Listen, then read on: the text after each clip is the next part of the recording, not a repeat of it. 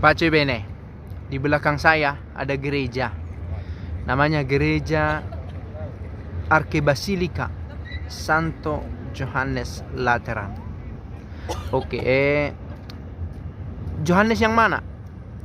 Johannes Penginjil, Johannes Pembaptis, dua-duanya dipakai. Ini adalah gereja pertama yang dimiliki oleh Kristen yang secara publik umum resmi bisa dipakai untuk beribadat. Oke, maka gereja ini disebut sebagai gereja tertua dan sekarang statusnya adalah sebagai Arkebasilika. Dari dua kata, yaitu arke artinya awal mula, basilika wilayah kekuasaan, wilayah otoritas. Ini adalah gereja katedral dari Keuskupan Roma. Inilah gereja keuskupannya. Dan uskupnya siapa? Uskupnya adalah Paus. Maka inilah tempat resmi Paus. Vatikan itu adalah tahta suci untuk gereja mondiale, untuk gereja Katolik seluruh dunia. Tetapi untuk Keuskupan Roma, inilah dia tempatnya.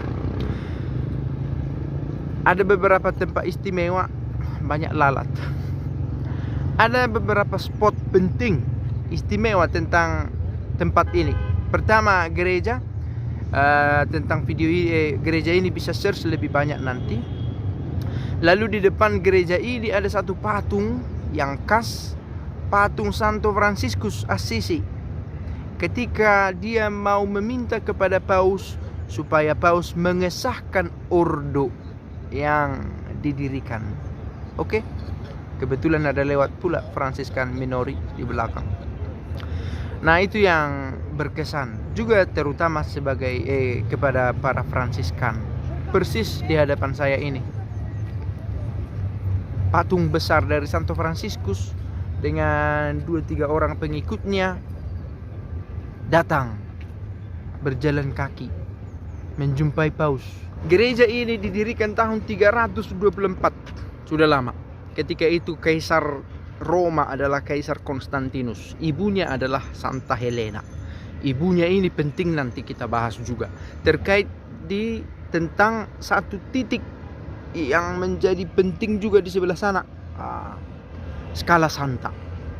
Tangga suci yang Yesus katanya menurut legenda pernah memakai tangga itu ketika mau menghadap Pilatus. Diangkut tangga itu ke sini. Konon. Nah, kita kembali ke Kaisar Konstantinus yang mengesahkan pada akhirnya agama Kristen sebagai agama resmi.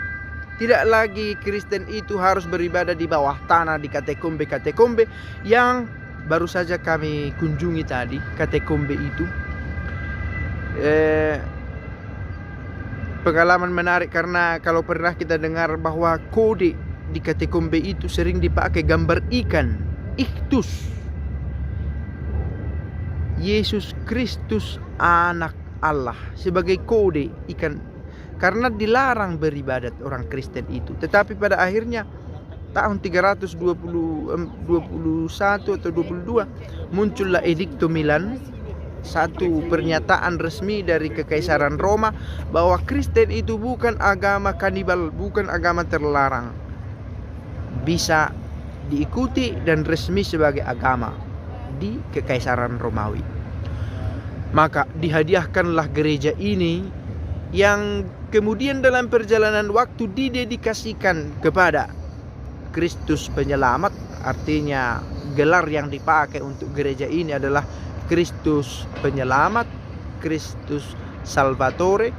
Lalu kemudian kodedikasi juga kepada Santo Johannes Pembaptis dan Johannes Penginjil. Nah, di sana, inilah tahtanya Paus dan fikjennya adalah seorang kardinal dan tempatnya di sini. Ini adalah kantor keuskupannya. Nah, di sana di seberang disitulah Skala Santa, tangga suci yang sangat dianjurkan supaya jangan melewatinya dengan menginjak, tetapi berlutut. untuk mendorong spiritualitas semakin bertumbuh. Saya pikir itu sesuatu yang menarik. Nah, jadi tempat-tempat istimewa itu di depan sana ada patung Fransiskus, mengingatkan peristiwa 800 tahun yang lalu. Fransiskus Assisi datang dari kampungnya, berjalan kaki bersama pengikutnya, meminta kepada Paus supaya mengesahkan ordo yang didirikannya. Lalu ada skala santa yang dimotori oleh Santa Helena pada waktu itu untuk mengadakan pellegrinaggio, peziarahan yang ternyata sulit mencapai tanah suci pada waktu itu, Timur Tengah.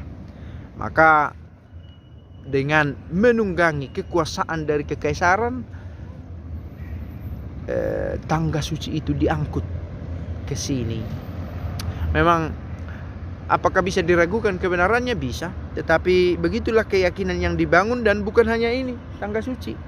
Ada banyak tempat-tempat kudus yang dulu katanya ada di Timur Tengah, di daerah Palestina sana, diangkat juga ke sini. Nah, gereja ini berdiri tahun 324, sudah mengalami renovasi, tentu tidak dari semula begini bentuknya, tetapi besarnya kiranya menunjukkan bahwa gereja ini sangat penting di Roma, di Katolik, dan di kekristenan dunia. Pace bene.